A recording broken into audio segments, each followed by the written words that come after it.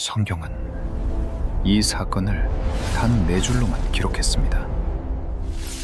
하나님의 아들들이 하늘에서 내려왔습니다. 그들은 사람의 딸들을 취했습니다. 경계가 산산조각 났습니다. 그 결과 거인 메피림이 태어났습니다. 땅이 폭력으로 가득 찼습니다. 하나님은 모든 것을 물로 리셋하셨습니다. 당신은 어느 편에 서 있습니까? 지금 보신 장면, 이것이 바로 창세기 6장에 기록된 실제 사건입니다. 그렇다면 이 충격적인 사건은 어떻게 시작되었을까요? 처음부터 차근차근 살펴보겠습니다.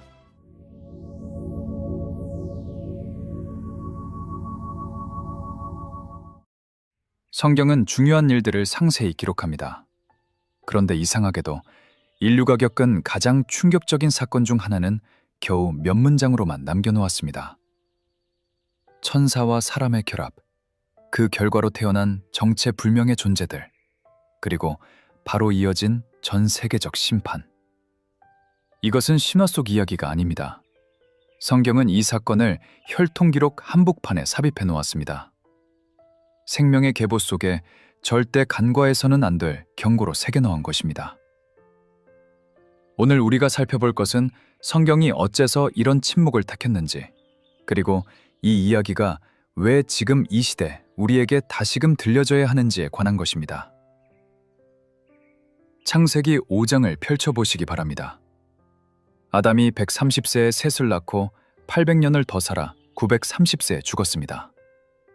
셋은 105세에 에노스를 낳고 807년을 더 살아 912세에 죽었습니다. 생명의 계보가 정갈하게 이어져 내려옵니다. 누가 몇 살에 누구를 낳았고 얼마를 살았는지 세밀하게 기록되어 있습니다. 한 세대에서 다음 세대로 생명이 계승되는 과정이 명료하게 드러납니다. 그런데 6장으로 넘어가자마자 분위기가 급변합니다. 창세기 6장 1절에서 2절입니다. 사람이 땅 위에 번성하기 시작할 때에 그들에게서 딸들이 나니 하나님의 아들들이 사람의 딸들의 아름다움을 보고 자기들이 좋아하는 모든 여자를 아내로 삼는지라. 이 구절 다음에 아무런 부연 설명이 없습니다. 해설도 나오지 않습니다. 왜 이런 일이 벌어졌는지, 어떻게 가능했는지, 그 과정이 어떠했는지 일체 밝혀지지 않습니다. 직전까지 누가 몇 년을 살다가 죽었는지까지 꼼꼼히 기록하던 성경이 돌연 말을 멈춥니다. 30년 회계장부의 빈 페이지를 생각해 보십시오. 회사 회계감사를 받을 때 30년간의 장부는 모두 보관되어 있지만 유독 결정적인 그 해의 거래 기록만 빠져 있는 상황과 같습니다. 전후 사정은 모두 남아있는데 정작 핵심 대목만 누락된 것입니다. 군복무를 하신 분들은 아실 겁니다. 작전 전후의 상황 보고는 상세한데 정작 교전이 벌어진 그 이 시간의 기록만 기밀로 묶여있는 것과 비슷합니다. 사건 현장을 조사하는데 결정적 증거만 소실된 셈입니다. 그런데 이것이 우연일 리 없습니다. 이것은 의도된 침묵입니다. 성경은 불필요한 단어 하나 사용하지 않는 책입니다. 아담이 산 횟수, 노아 방주의 규격, 성막의 치수, 제사장 의복의 소재까지 빠짐없이 기록하는 책에 유독 이 사건에 대해서만 설명을 생략했습니다. 여기엔 이유가 있습니다. 이 사건은 인간의 말로는 온전히 설명될 수 없는 영역이기 때문입니다. 하나님께서는 발생한 사건의 사실은 기록하셨지만 그 구체적 방법론은 인간의 교만한 손이 닿지 못하게 하셨습니다. 신명기 29장 29절은 이렇게 말합니다. 감추어진 일은 우리 하나님 여호와께 속하였거니와 나타난 일은 영원히 우리와 우리 자손에게 속하였나니 우리가 알아야 할 것과 알아서는 안 될 것이 분명히 구분됩니다. 단순한 호기심으로 다가가서는 안 되는 영역이 존재합니다. 족보는 단순히 이름을 나열한 목록이 아닙니다. 혈통의 역사입니다. 생명이 어떤 경로로 전승되어 왔는지를 보여주는 지도입니다. 그 계보의 중심부에 비정상적인 결합이 등장한다는 것은 이것이 변두리 사건이 아니라는 의미입니다. 핵심부를 관통한 사건입니다. 순수한 혈통의 흐름에 이질적 요소가 침투한 것은 정상적인 유전자 정보에 치명적 바이러스가 침입한 것과 다르지 않습니다. 그 순간부터 시스템 전체가 위협받습니다. 창세기 6장이 바로 그 순간을 포착하고 있습니다. 이 침묵 자체가 하나의 경고입니다. 이것은 내가 함부로 다뤄서는 안 될 영역이다. 말씀을 시작하기 전에 잠시 마음을 나누겠습니다. 이 채널이 하나님 나라를 세우고 영혼들을 세우는 작은 도구가 되기를 간절히 바랍니다. 오늘 영상이 여러분의 신앙 여정에 작은 위로가 된다면 구독과 좋아요로 격려해 주세요. 여러분의 응원이 이 사역을 지속하게 하는 가장 큰 힘입니다. 그럼 지금부터 오늘 준비한 내용을 차근차근 살펴보겠습니다. 오늘 여러분과 나눌 내용은 다음과 같습니다. 첫째, 하나님의 아들들은 누구였는가? 둘째, 네피림은 어떻게 탄생했는가? 셋째, 왜 홍수 심판이 불가피했는가? 넷째, 마지막 때를 향한 경고와 우리의 선택. 이 네 가지 핵심 내용을 빠짐없이 확인하시길 바랍니다. 특히 마지막 네 번째 이야기는 오늘날 우리 삶에 직접적인 영향을 주는 중요한 내용이니 끝까지 함께해 주시기 바랍니다. 하나님의 아들들, 그들은 누구인가? 하나님의 아들들이라는 표현에 주목할 필요가 있습니다. 이 용어는 성경에서 무분별하게 사용되지 않습니다. 욥기 1장 6절을 보면 이렇게 기록되어 있습니다. 하루는 하나님의 아들들이 와서 여호와 앞에 섰고 사탄도 그들 가운데 온지라. 여기서 하나님의 아들들은 분명히 인간이 아닙니다. 사탄과 더불어 하나님 앞에 서는 천상의 존재들입니다.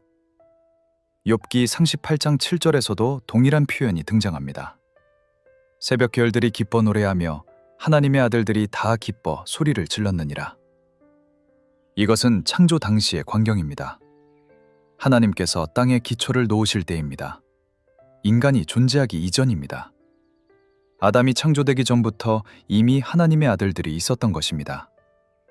만약 이들이 셋의 후손을 가리켰다면 성경은 다른 용어를 사용했을 것입니다.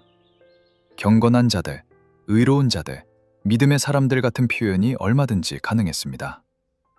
성경은 한 단어도 함부로 쓰지 않는 책입니다. 70여 명의 학자가 참여한 70인역 성경도 이 표현을 천사들로 번역했습니다. 초대 교회의 교부들도 이 구절을 천상의 존재로 이해했습니다. 유대 역사가 요세푸스를 비롯해 구약에 정통했던 모든 유대 학자들이 한결같이 해석했습니다. 하나님의 아들들은 천사들이었다. 여기서 중요한 사실이 있습니다. 하나님의 천사들만 존재하는 것이 아닙니다. 사탄 마귀에게도 천사들이 있습니다. 이것이 대한민국 교회 성도 대다수가 모르는 진리입니다. 요한계시록 12장 4절을 보면 사탄 마귀가 타락할 때 하나님이 창조한 천사들 중 3분의 1이 사탄을 추종했다고 기록되어 있습니다. 마태복음 25장 41절, 예수님의 말씀입니다. 저주를 받은 자들아, 나를 떠나 마귀와 그의 천사들을 위하여 예비된 영원한 불에 들어가라. 요한계시록 12장 7절을 보면 이렇게 기록되어 있습니다. 하늘에 전쟁이 있으니 미가엘과 그의 천사들이 용과 더불어 싸울세 용과 그의 천사들도 싸우나. 용에게도 천사들이 있다는 것입니다. 정확한 성경 번역이 왜 중요한지 여기서 드러납니다. 개역성경은 이 부분을 사자로 번역해서 마귀에게 천사 부하들이 있다는 사실을 파악할 수 없게 만들었습니다. 그래서 한국 교회에 처녀 귀신, 할아버지 귀신 같은 샤머니즘이 침투한 것입니다. 올바른 천사론이 확립되지 않았기 때문입니다. 유다서의 1장 6절은 이렇게 말합니다. 자기 지위를 지키지 아니하고 자기 처소를 떠난 천사들을 큰 날의 심판까지 영원한 결박으로 흑암에 가두셨으며. 자기 지위를 지키지 않았다는 표현이 핵심입니다. 부여받은 자리가 있었습니다. 규정된 영역이 있었습니다. 그 위치를 이탈했습니다. 경계선을 침범했습니다. 베드로후서 2장 4절도 동일한 사건을 언급합니다. 하나님이 범죄한 천사들을 용서하지 아니하시고 지옥에 던져 어두운 구덩이에 두어 심판 때까지 지키게 하셨으며, 범죄한 천사들입니다. 일반적인 죄악이 아닙니다. 특수한 형태의 범죄입니다. 그래서 일반적 형벌이 아닌 특별한 구금 상태에 놓였습니다. 유다서 5절부터 7절을 살펴보면 세 가지 심판 사례가 열거됩니다. 첫째, 5절. 출애굽 이후 불신앙으로 멸망당한 이스라엘 백성. 둘째, 6절. 자기 거처를 이탈하여 낯선 육체를 추구한 천사들. 셋째, 7절. 낯선 육체를 쫓아 음행한 소돔과 고모라. 구약 성경에 능통한 유대인들이 유다서를 읽으면 이런 질문을 하게 됩니다. 천사들이 성적 범죄를 저질러 영원한 심판을 받았다는 사실, 이것이 나오는 구약 구절이 어디인가? 창세기 6장 외에는 단 한 곳도 없습니다. 20세기에서 21세기에 걸쳐 목회자들 가운데 성경의 진리를 강해를 통해 가장 탁월하게 전달하는 이가 존 메가더 목사입니다. 그가 직접 집필한 메가더 주석 성경 창세기 6장 2절 주석에 이렇게 기록했습니다. 여기 나와 있는 하나님의 아들들은 타락한 천사들이며 이 자들이 사람의 딸들과 결합하여 거인 종족, 다시 말해 네피림을 낳았다. 그는 2001년 1월 7일 창세기 6장 1절에서 4절 강해 설교를 했습니다. 설교 제목이 마귀들의 침입입니다. 그 설교에서 메가더 목사는 이렇게 선언했습니다. 유대인들의 기록대로, 요세푸스의 기록대로, 성경에 있는 기록을 그대로 믿으면 여기 나와 있는 하나님의 아들들은 타락한 천사들이다. 이렇게 믿는 게 성경 그대로 믿는 신자들이 가져야 할 믿음이다. 그렇다면 반론에 대해 답변하겠습니다. 어떤 이들은 이렇게 반문합니다. 예수님께서 천사들은 결혼하지 않는다고 말씀하셨는데 어떻게 천사가 사람의 딸들과 결합할 수 있습니까? 맞는 지적입니다. 예수님은 분명히 말씀하셨습니다. 마태복음 22장 30절입니다. 부활 때에는 장가도 아니가고 시집도 아니가고 하늘에 있는 천사들과 같으니라. 여기서 핵심은 하늘에 있는 천사들입니다. 하나님의 천사들은 결혼하지 않습니다. 하지만 자기 처소를 버리고 땅으로 내려온 천사들은 남자와 동일한 육체를 소유했기 때문에 그런 행위가 가능했습니다. 아브라함을 방문한 천사들도 음식을 먹지 않았습니까? 네피림은 이 금지된 결합의 산물입니다. 창세기 6장 4절은 이렇게 기록합니다. 당시에 땅에는 네피림이 있었고 그 후에도 하나님의 아들들이 사람의 딸들에게로 들어와 자식을 낳았으니 그들은 용사라, 고대에 명성이 있는 사람들이었더라. 네피림, 이 단어는 히브리어로 두 가지 의미를 내포합니다. 첫째, 떨어진 자들, 하늘에서 추락한 존재의 후예. 둘째, 쓰러뜨리는 자들, 타인을 제압하는 힘을 지닌 자들. 이들은 용사였습니다. 명성을 누린 인물들이었습니다. 고대에 유명했습니다. 고대 세계의 슈퍼스타였던 셈입니다. 그리스 신화 속 헤라클레스나 페르세우스 같은 반신반인 영웅 이야기가 어디서 유래했을까요? 메소포타미아의 길가메시 서사시는 왜 신과 인간 사이에서 태어난 영웅을 다룹니까? 인류의 집단 기억 속에 각인된 네피림의 흔적입니다. 세상은 이들을 찬양했을 것입니다. 고무했을 것입니다. 동상을 세웠을 것입니다. 그런데 성경은 이들을 영웅담이 아닌 경고문으로 기록합니다. 영광의 연대기가 아니라 심판의 증거로 남깁니다. 왜 그럴까요? 문제는 힘의 출처였습니다. 네피림은 강했습니다. 유명했습니다. 영향력을 행사했습니다. 문제는 그 힘의 원천이었습니다. 하나님의 질서 밖에서 나온 힘은 아무리 강력해도 독소입니다. 통제 불가능한 능력입니다. 방향성 없는 에너지입니다. 제동장치 없는 자동차입니다. 민수기 13장 33절 이스라엘 정탐꾼들의 보고입니다. 거기서 네피림 후손인 아낙 자손의 거인들을 보았나니 우리는 스스로 보기에도 메뚜기 같았고 그들이 보기에도 그와 같았을 것이니라. 압도적인 체구입니다. 공포를 유발하는 존재감입니다. 정탐꾼 10명이 두려움에 사로잡혔습니다. 40년 광야 유랑의 원인이 된 보고였습니다. 세상은 그들을 영웅으로 칭송했습니다. 힘 있는 자, 두려운 자로 기억했습니다. 하나님은 그들을 심판의 대상으로 규정하셨습니다. 인기와 정당성은 별개입니다. 명성과 의로움은 다릅니다. 많은 사람이 박수를 보내도 하나님께서 고개를 가로젓는 일이 있습니다. 네피림이 바로 그랬습니다.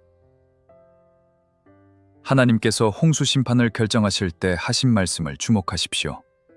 창세기 6장 11절에서 12절입니다. 그때에 온 땅이 하나님 앞에 부패하여 포악함이 땅에 가득한지라. 하나님이 보신즉 땅이 부패하였으니 이는 땅에서 모든 혈육 있는 자의 행위가 부패함이었더라. 표현이 전환되었습니다. 사람의 죄악에서 땅이 부패로 이동했습니다. 개인의 차원을 초월한 것입니다. 시스템이 오염된 상황입니다. 구조가 와해된 국면입니다. 정수 시스템을 생각해 보십시오. 컵 하나가 오염됐다면 그 컵만 폐기하면 됩니다. 하지만 상수도 본관이 오염됐다면 배관 전체를 교체해야 합니다. 아무리 깨끗한 컵을 준비해도 공급되는 물 자체가 오염물질입니다. 네피림의 존재는 단순한 범죄가 아니었습니다. 세상의 작동 원리 자체를 왜곡했습니다. 창조 질서의 토대가 흔들린 것입니다. 하나님께서 빛과 어둠을 분리하고 물과 땅을 구분하고 하늘과 땅을 나누신 그 경계선이 소멸된 상태입니다. 경계가 사라지면 혼돈이 도래합니다. 창세기 1장 이전의 혼돈 상태로 회귀하는 것입니다. 1997년 IMF 외환 위기를 기억하십니까? 몇몇 기업의 부실이 문제가 아니었습니다.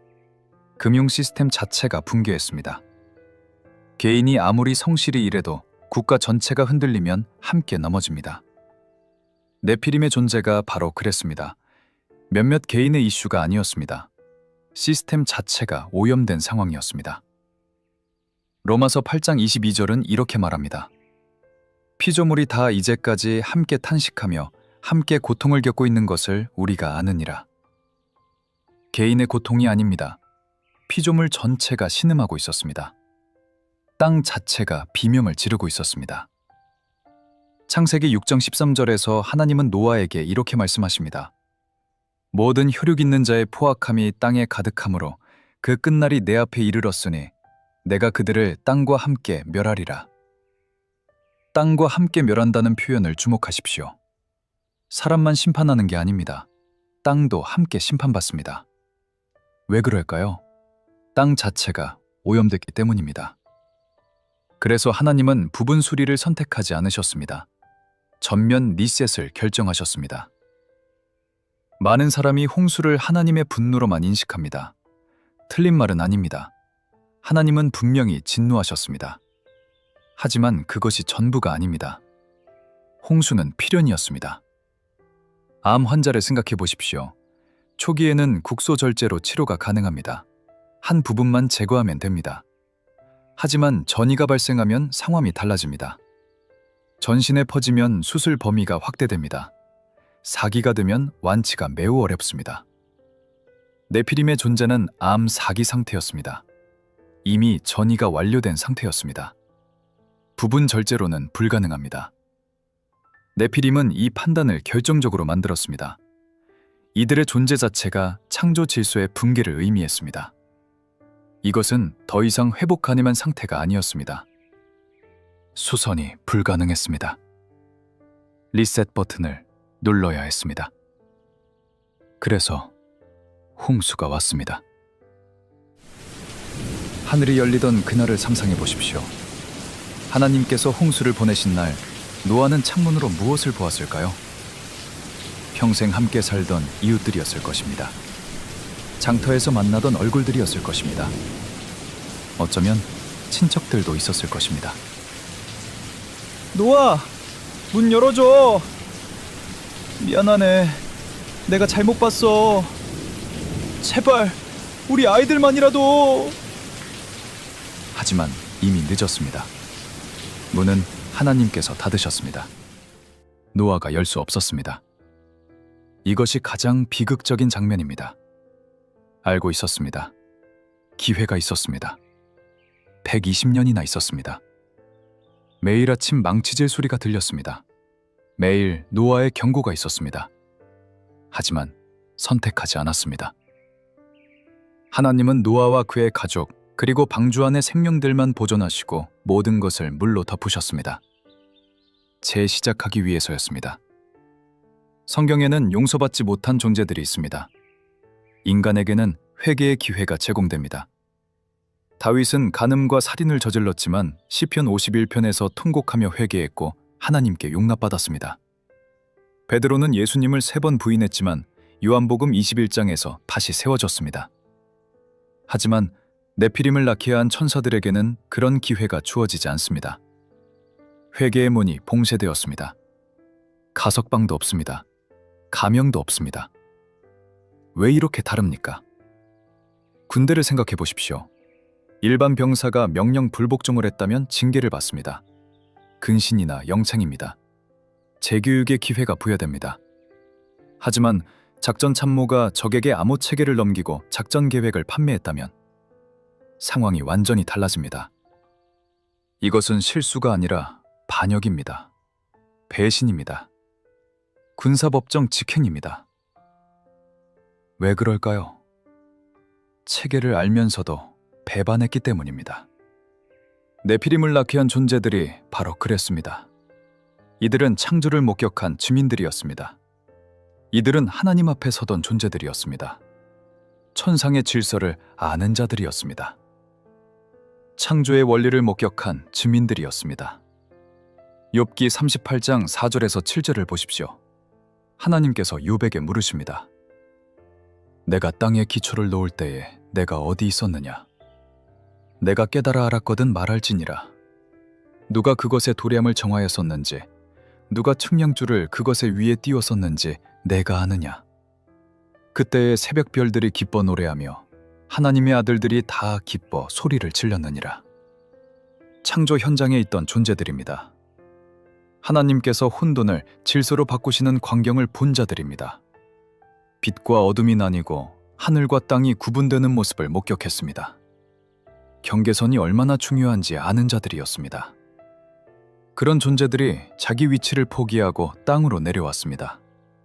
금지된 결합을 선택했습니다. 이것은 무지에서 비롯된 실수가 아닙니다. 알면서도 범한 반역입니다. 데살로니가 후서 2장 7절은 말합니다. 불법의 비밀이 이미 활동하였으나. 불법에는 비밀이 있습니다. 숨겨진 패턴이 있습니다. 네피림 사건이 그 시작이었습니다. 질서를 아는 자가 질서를 파괴했습니다. 경계를 세운 자가 경계를 무너뜨렸습니다. 이것이 가장 위험한 범죄입니다. 모르고 저지른 실수는 교정할 수 있습니다. 알고도 저지른 반역은 회복할 수 없습니다. 야고보서 4장 17절은 이렇게 말합니다. 그러므로 사람이 선을 행할 줄 알고도 행하지 아니하면 죄니라. 네피림을 낳은 존재들은 해선 안 될 일을 알았습니다. 경계선을 알았습니다. 그럼에도 넘었습니다. 그래서 회복이 아니라 격리만이 답이었습니다. 이들을 다시 세울 수 없었습니다. 질서 자체를 거부한 존재들이기 때문입니다. 성경은 모든 것을 설명하지 않습니다. 네피림에 대한 상세한 기록이 없습니다. 어떻게 생겼는지, 얼마나 컸는지, 무슨 능력이 있었는지 알려주지 않습니다. 이것은 의도된 침묵입니다. 잠언 25장 2절은 이렇게 말합니다. 이를 숨기는 것은 하나님의 영화요, 이를 살피는 것은 왕의 영화니라. 하나님께는 감추실 권리가 있습니다. 우리에게는 순종할 책임이 있습니다. 부모가 어린 자녀에게 모든 범죄 수법을 가르치지 않는 것과 같습니다. 위험한 약물의 제조 방법을 알려주지 않습니다. 아는 것이 도움이 아니라 해가 될 때가 있습니다. 전도서 3장 11절을 보면 이렇게 기록되어 있습니다.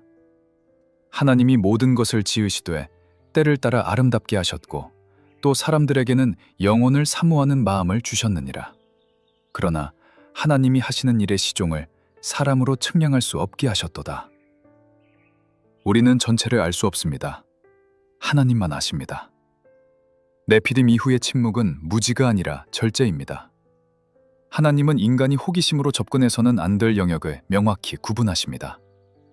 성경은 네피림의 세부 사항보다 그 결과만을 반복해서 보여줍니다. 첫째, 두려움. 둘째, 혼란. 셋째, 폭력. 넷째, 심판. 이 네 단계 패턴입니다. 이 패턴만으로도 충분합니다. 더 자세한 설명이 필요 없습니다. 히브리서 12장 2절은 말합니다. 믿음의 주요 또 온전하게 하시는 이인 예수를 바라보자. 네피림을 바라보는 게 아닙니다. 예수님을 바라봐야 합니다. 음모론에 빠지는 게 아니라 순종으로 나아가야 합니다. 고린도전서 10장 6절을 보면 이렇게 기록되어 있습니다. 그런 일은 우리의 본보기가 되어 우리로 하여금 그들이 악을 탐한 것 같이 탐하는 자가 되지 않게 하려 함이니. 성경의 사건들은 과거 이야기가 아닙니다. 현재를 위한 거울입니다. 예수님은 마지막 때를 말씀하시며 노아를 언급하셨습니다. 누가복음 17장 26절에서 27절입니다. 노아의 때와 같이 인자의 때에도 그러하리라. 노아가 방주에 들어가던 날까지 사람들이 먹고 마시고 장가들고 시집가더니 홍수가 나서 그들을 다 멸망시켰으며. 먹고 마시는 것 자체가 죄는 아닙니다. 문제는 정신이 없었다는 것입니다. 심판이 코앞인데 몰랐습니다. 노아 때의 핵심은 경계 붕괴였습니다. 하늘과 땅의 선이 무너졌습니다. 천사와 인간의 경계가 허물어졌습니다. 창조 질서가 뒤집혔습니다. 예수님은 마지막 때도 그렇게 될 것이라고 경고하셨습니다. 단순한 도덕적 타락을 넘어선 질서의 붕괴를 말씀하신 것입니다. 오늘날 우리는 거인과 싸우지 않습니다. 네피림을 보지 못합니다. 하지만 현대판 네피림은 여전히 존재합니다. 형태만 바뀌었을 뿐입니다. 인공지능이 인간을 대체하기 시작했습니다. 유전자 편집으로 생명을 설계합니다. 하나님 없이 스스로 모든 것을 통제하려는 시도입니다. 경계선이 흐려지고 있습니다. 디모데전서 6장 10절을 보면 이렇게 기록되어 있습니다. 돈을 사랑함이 일만하게 뿌리가 되나니 물질이 하나님 자리에 앉았습니다. 성공이 우상이 되었습니다. 편리함이 최고 가치가 되었습니다. 골로새서 3장 5절은 이렇게 말합니다. 그러므로 땅에 있는 지체를 죽이라. 곧 음란과 부정과 사욕과 악한 정욕과 탐심이니 탐심은 우상 숭배니라. 탐심이 우상입니다. 더 많이, 더 빨리, 더 높이. 이 욕망이 경계를 무너뜨립니다. 노아는 방주를 지었습니다. 히브리서 11장 7절입니다. 믿음으로 노아는 아직 보이지 않는 일에 경고하심을 받아 경외함으로 방주를 준비하여 그 집을 구원하였으니 이로 말미암아 세상을 정죄하고 믿음을 따르는 의의 상속자가 되었느니라. 세상이 비웃을 때도 지었습니다. 120년 동안 조롱받으며 지었습니다. 방주는 도피처가 아니었습니다. 순종의 증거였습니다. 선택의 표시였습니다. 창세기 7장 16절을 보십시오. 들어간 것들은 하나님이 그에게 명령하신 대로 모든 생물의 암수라. 여호와께서 그를 닫아 넣으시니라. 여호와께서 그를 닫아 넣으시니라. 노아가 문을 닫은 게 아닙니다. 하나님께서 닫으셨습니다. 120년 동안 문이 열려 있었습니다. 누구든 들어올 수 있었습니다. 하지만 아무도 들어오지 않았습니다. 마지막 순간 하나님께서 직접 문을 닫으셨습니다. 기회가 종료되었습니다. 다윗은 골리앗 앞에 섰습니다. 사무엘상 17장 45절에서 47절입니다. 다윗이 블레셋 사람에게 이르되 너는 칼과 창과 단창으로 내게 나아오거니와 나는 만군의 여호와의 이름 곧 내가 모욕하는 이스라엘 군대의 하나님의 이름으로 내게 나아가노라. 오늘 여호와께서 너를 내 손에 넘기시리니 내가 너를 쳐서 내 머리를 베고 블레셋 군대의 시체를 오늘 공중의 새와 땅의 들짐승에게 주어 온 땅으로 이스라엘의 하나님이 계신 줄 알게 하겠고 또 여호와의 구원하심이 칼과 창에 있지 아니함을 이 무리에게 알게 하리라. 전쟁은 여호와께 속한 것인즉 그가 너희를 우리 손에 넘기시리라. 골리앗은 거인이었습니다. 키가 약 3미터입니다. 네피림 후손의 상징이었습니다. 다윗은 체격으로 이기지 않았습니다. 신뢰로 이겼습니다. 만군의 여호와의 이름으로 나아갔습니다. 전쟁은 여호와께 속한 것을 선포했습니다. 크기가 아니라 신앙이 승리를 결정했습니다. 하나님께서는 타락한 천사들에게 영원 무궁토록 심판을 집행하셨습니다. 그래서 이들을 타르타로스라고 하는 지하 세계의 한 영역에 가두셨습니다. 베드로후서 2장 4절이 사용하는 헬라어 타르타로스는 일반적인 지옥이 아닙니다. 특별한 구금 장소입니다. 여기서 중요한 구분이 있습니다. 첫째, 타르타로스에 갇힌 천사들, 창세기 6장의 범죄를 저지른 자들입니다. 움직이지 못합니다. 영원히 결박되어 있습니다. 둘째, 여전히 활동하는 악한 천사들, 현재 사탄과 함께 세상을 돌아다니며 사람들을 유혹하고 속이는 영들입니다. 창세기 6장에 나와 있는 천사들은 움직이지 못합니다. 하나님이 타르타로스에 가둬놓으셨기 때문입니다. 그런데 유다서와 베드로후서가 왜 이 이야기를 하는 것일까요? 거짓 교사들과 배교한 자들도 이들과 마찬가지로 반드시 하나님의 심판과 정죄를 당한다는 경고입니다. 왜 그럴까요? 하나님이 공의로우시기 때문입니다. 천사들도 용서받지 못했는데 진리를 알면서도 왜곡하고 교회를 어지럽히는 거짓 교사들이 어떻게 심판을 피하겠습니까? 유다가 우리에게 경고하는 것은 이것입니다. 성도들에게 한 번 전달된 그 믿음을 지키기 위해 애써야 한다. 그 일을 하려면 어떻게 해야 할까요? 적극적으로 거짓 교사들을 찾아내고 적극적으로 그들이 가르치는 거짓 교리들을 교회에서 몰아내고 교회 안에 혹시 그런 자들이 있으면 징계하고 교회 안에 악의 씨앗이 뿌려지지 못하도록 해야 합니다. 특별히 21세기 마지막 때 우리는 진리 전쟁을 하고 있습니다. 이 진리 전쟁의 최전선에 서서 성경 말씀 그대로 믿고 성경 그대로 전달하고 성경 그대로 살아가는 사람이 되어야 합니다. 오늘 우리는 무엇을 살펴보았습니까? 침묵 속에 담긴 경고를 보았습니다. 하나님이 감추신 것에는 이유가 있었습니다. 경계를 넘은 천사들을 보았습니다.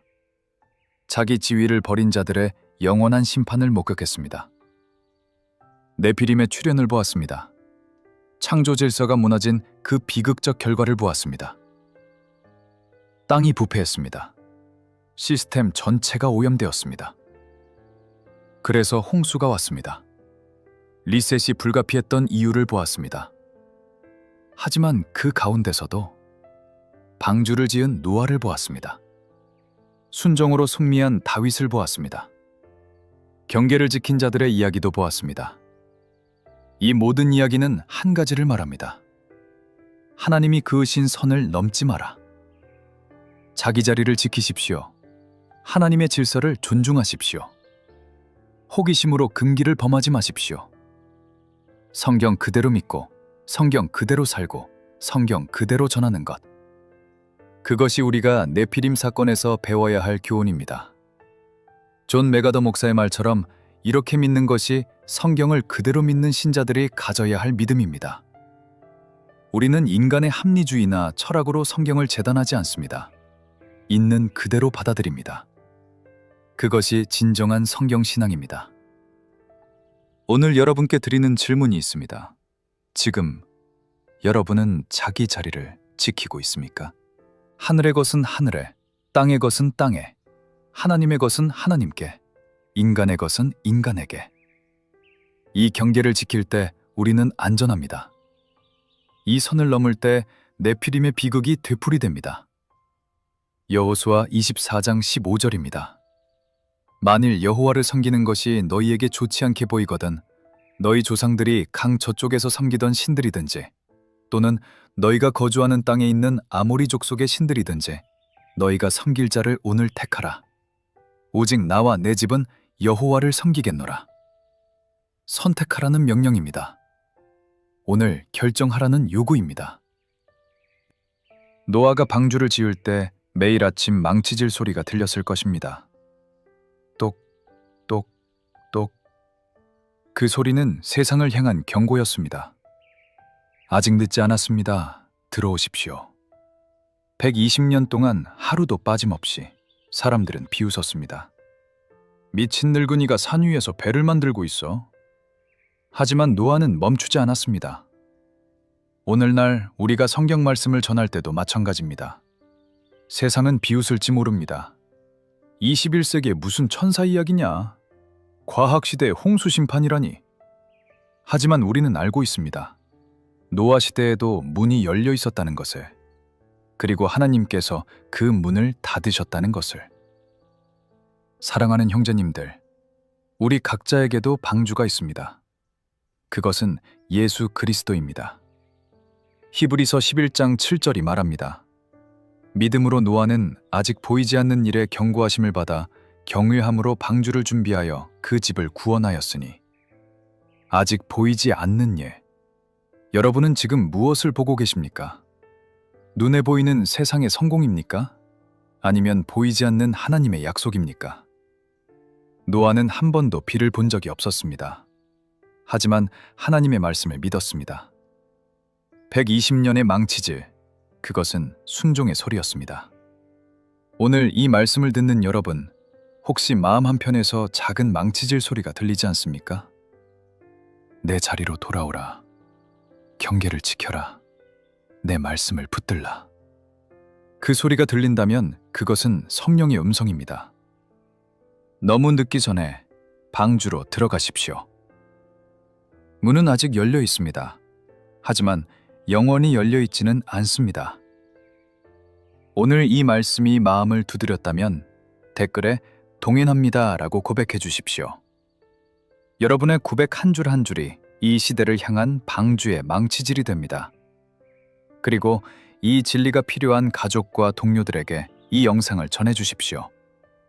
한 영혼이라도 더 방주로 인도하는 것, 그것이 우리에게 주어진 사명입니다. 오늘도 여러분의 가정 위에 주님의 평강이 가득하기를 축복합니다. 그리고 기억하십시오. 망치질 소리가 멈추는 날, 문이 닫히는 날이 옵니다. 오늘 당신은 어디에 서 있습니까? 감사합니다.